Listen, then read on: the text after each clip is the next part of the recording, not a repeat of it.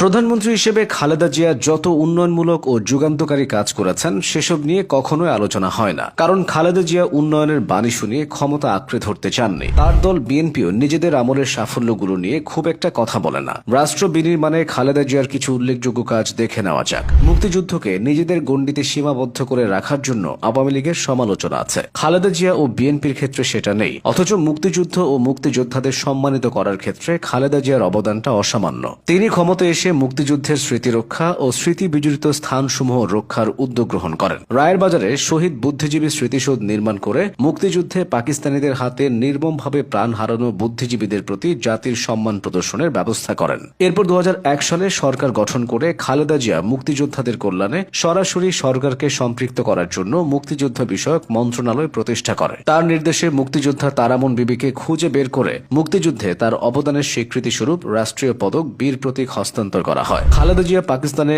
অসম্মানিত অবস্থায় পড়ে থাকা মুক্তিযুদ্ধের বীর সৈনিক বীরশ্রেষ্ঠ মতিউর রহমানের দেহাবশেষ বাংলাদেশে নিয়ে আসার ব্যবস্থা গ্রহণ করেন। এবার আসা যাক অন্য প্রসঙ্গে। 3 দফায় সরকার গঠন করে বেগম খালেদা জিয়ার নেতৃত্বাধীন সরকার রাষ্ট্র পরিচালনার ক্ষেত্রেও বেশ কিছু গুরুত্বপূর্ণ সিদ্ধান্ত নিয়েছেন, যেগুলো এদেশের রাজনীতির ইতিহাসে মাইল ফলক হয়ে থাকবে। সংবিধানের দ্বাদশ সংশোধনীর মাধ্যমে এবং ত্রয়োদশ সংশোধনীর মাধ্যমে নিরপেক্ষ তত্ত্বাবধায়ক সরকারের অধীনে জাতীয় নির্বাচনের ব্যবস্থা গ্রহণ এসবের মধ্যে অন্যতম। খালেদা জিয়ার সরকার রাষ্ট্রীয় কার্যক্রম পরিচালনায় 7টি সংসদীয় কমিটি গঠন করেন, যাতে বিরোধী দলীয় সাংসদদেরকে গুরুত্ব সহকারে অবস্থান দেওয়া হয়। শিক্ষা খাতে বাধ্যতামূলক প্রাথমিক শিক্ষা আইন এবং মেয়েদের জন্য 10ম শ্রেণী পর্যন্ত বিনা বেতনে পড়াশোনার ব্যবস্থা করা তার সরকারের অন্যতম অবদান। তার সরকারের আমলে বাংলাদেশ উন্মুক্ত বিশ্ববিদ্যালয় ও জাতীয় বিশ্ববিদ্যালয়ের পথ চলা শুরু হয়। বেসরকারি বিশ্ববিদ্যালয় প্রতিষ্ঠার অনুমোদন তার সরকারের আমলেই গৃহীত হয়। তিনি জিয়াউর রহমানের অর্থনীতির অনুসরণ করে বেসরকারীকরণের উপর গুরুত্ব আরোপ করেন। ব্যক্তিগত আয়কর প্রদানের হার 55% থেকে 25% নিয়ে আসেন। ব্যবসায় সহজ করার লক্ষ্যে 27 ধরনের শুল্ক হ্রাস করে 7 ধরনের আমদানি শুল্ক নির্ধারণ করেন। বেগম খালেদা জিয়া বাংলাদেশে মুক্তবাজার অর্থনীতির সূচনা করেন।